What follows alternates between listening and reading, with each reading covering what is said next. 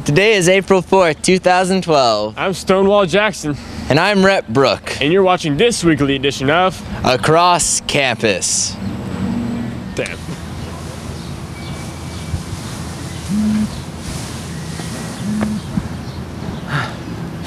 Rhett, what are you doing? I'm looking for Easter eggs. I hit a bunch last year, 126. Only found 120 last year. So there's 6 out here.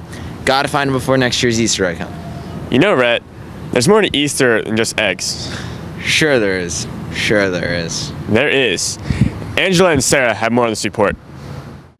The Lenten season comes to a close as the resurrection of Christ is celebrated on Easter Sunday. Families gather together on this blessed day to reflect on the life of Jesus Christ and appreciate the company of one another. In addition to the traditional Easter egg hunting, how does the BL community celebrate Easter Sunday? My family and I do our whole little Easter egg thing in the morning, and then we go to church. We come back and have this huge waffle feast with syrup and strawberries, and it's really good. As an adult, we don't really get each other gifts because we're just kind of not that kind of family. We're not a gifting family, my husband and I. But that being said, as a kid, we used to hide eggs, or the bunny, or my parents, or whoever ended up doing it. They would hide all the Easter eggs and stuff like that, and then you had to find your basket. But the problem was, since we lived in Buffalo, it was probably snowing on Easter, so we had to do it inside all of the time. So each kid got a specific room in the house, because otherwise you'd be digging through snow for days. Normally, when I was younger, I used to go Easter egg hunting, but now I take my little sister. So. What is your favorite part about Easter? Probably just spending the morning with my family and hanging out and eating sweets. Celebrating the resurrection of Christ and then going to Easter Mass. Which is always special. You always see the people who don't go to Mass regularly, but it's okay. And then secondly, just being with family and friends. I think Easter is a quiet time in the middle of our semester, our quarter, and it's a time for us to kind of reflect. The resurrection must have been a very quiet event, and it's a time for us to think about our own lives and our loved ones and our own death, and maybe the fact that, God willing, we'll be resurrected one day too with Christ. Religious historians believe that the Easter holiday originated with the pagan festival of Eostre, a Saxon celebration of spring and fertility. Although the April holiday includes a number of the same springtime rituals and symbols that are featured today in Christianity's celebration of Easter, the customs and legends are pagan in origin and have nothing to do with Christianity. Included among these are the rabbit and the egg, both ancient pagan symbols of fertility.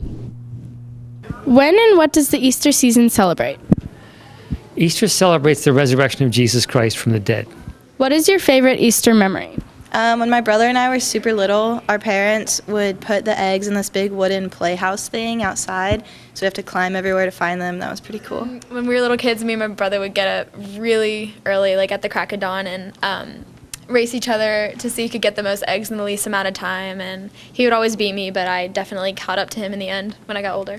Do you still go Easter egg hunting, and if yes, do you think you're too old for it? I definitely do. My parents still set up eggs out in the backyard for me and my brother to partake in seeking, but my brother usually sits that out, so I kind of just do it by myself. I have not been on an Easter egg hunt in many years, since college. That being said, if one presented itself, I'm not saying that I would say no, because I really don't think you're ever too old for anything. Easter is not only a time to go Easter egg hunting and eat as much candy as possible, but it is also a time to celebrate the coming of Christ. We should reflect on these 40 days of Lent and realize the sacrifices Jesus made for us. This has been Angela Sharon Cole and Sarah Gale reporting for Across Campus. Yeah. Wow, Stoney, I guess there really is a lot more to Easter than just eggs and candy. Yes. Yes, there is. Thanks, girls, for that report. Life is as extreme as you want to make it. And one girl here makes it extreme by competing in the sport of motocross. Meg Reynolds and Eric Raymond have more on this report. With over 1,100 students at Bishop Lynch, there are many students whose extracurricular activities remain unknown throughout the BL community. One sophomore, Megan Dunn, services as a typical, hard-working student through the week, but what she spends her time doing on the weekends comes as a shock to many of her friends and teachers. What would you consider your style? I'm definitely a girly girl. Yes, I try to go out and have fun and get fancy and stuff as much as I can. I think we're the person that always takes some time to care for her parents. She comes in, her hair is always done, her nails are always done, very well presented. What is she like in class? She's very smart, and she takes her work very seriously. And she's all calm and quiet. Although Megan presents herself as a girly girl, many are shocked to discover that this motocross star is the same girl. My dad and my brothers and I all race, and my mom's out there supporting us and taking pictures. How did you first get involved with motocross? My dad used to do it growing up, and they took, my whole family went out there one time, and they taught me how to ride, and I just started racing. Can you describe one race for us? What's it like? Well, I race many different kinds of races because there's motocross, cross country, and enduros. We do anything from jumping off creek beds into going up boulders and doing big logs, and the tracks are usually 8 miles to 16 miles long, and we do multiple laps, and we race for cross-country races for an hour and 30 minutes plus a lap. But enduros, you race over 100 miles non-stop, and they go from 8 in the morning until 4 in the afternoon.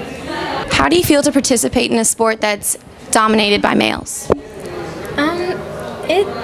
It can be intimidating because you wouldn't expect a girl to go out there and compete in a sport like that, but it feels pretty cool to be yeah, I can race dirt bikes, and I'm actually pretty good at it.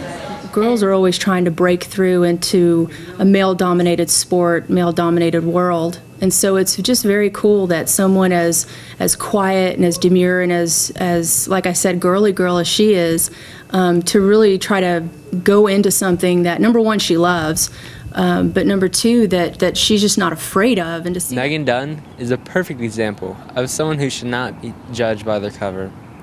On the outside, she may come across as just an ordinary girly girl, but when she hops in that bike, she breaks all stereotypes and becomes an inspiration to many.